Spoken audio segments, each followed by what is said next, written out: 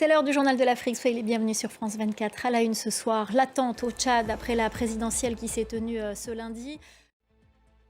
Le dépouillement se poursuit au Tchad et au lendemain du scrutin présidentiel, une élection marquée par le duel entre le chef de la junte, Mahamat Idriss Déby, et l'ex-opposant, désormais Premier ministre, Succès Masra. L'opposition réprimée et écartée de la course avait quant à elle appelé au boycott. On fait le point avec notre envoyé spécial Stéphane Ballot. On vous parle de ces relations tendues entre Cotonou et Niamey. Elles sont compliquées depuis le coup d'État au Niger. Le Bénin, qui avait rouvert ses frontières, attendait une réciprocité de son voisin. Mais le Niger n'a pas suivi. Le Bénin a donc décidé de durcir le ton et d'interdire aux navires de charger du pétrole nigérien tant que Niamey ne rouvre pas sa frontière. La correspondance à Cotonou d'Emmanuel Sodji.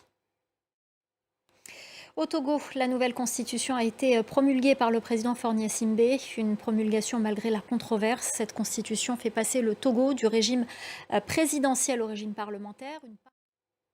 Le verdict du procès tentaculaire sur un trafic international de cocaïne en Côte d'Ivoire. 10 ans de prison. La peine maximale a été prononcée contre 13 des accusés sur les 18 condamnés, dont le cerveau du réseau, un narcotrafiquant espagnol.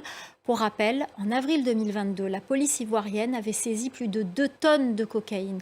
La correspondance de François Hume Firkatadji. Au Kenya, les pluies continuent de causer des dégâts et pour éviter plus de victimes, les autorités ont ordonné la destruction de quartiers informels. Le président sénégalais Bassirou Diomaye Faye poursuit sa tournée dans la région. Il a atterri ce mardi à Abidjan, en Côte d'Ivoire.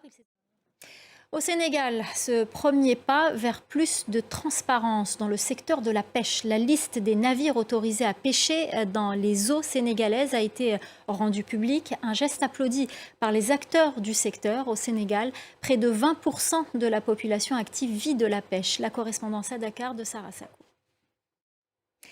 Avant de se quitter, je vous propose de vous emmener à Maurice pour une chasse au trésor. Figurez-vous qu'un groupe de randonneurs a découvert un site qui pourrait renfermer l'un des trésors des pirates les plus recherchés depuis 3 siècles. Les autorités mauriciennes ont placé le site sous surveillance. Le reportage de notre correspondant à Port-Louis, Abdoulaye Rali. Voilà, et on suivra cette chasse au trésor dans le journal de l'Afrique. C'est la fin de cette édition. Merci aux équipes en régie, merci à notre chef d'édition Khalid Doussi, merci à nos correspondants et merci à vous pour votre fidélité. L'info continue sur France 24.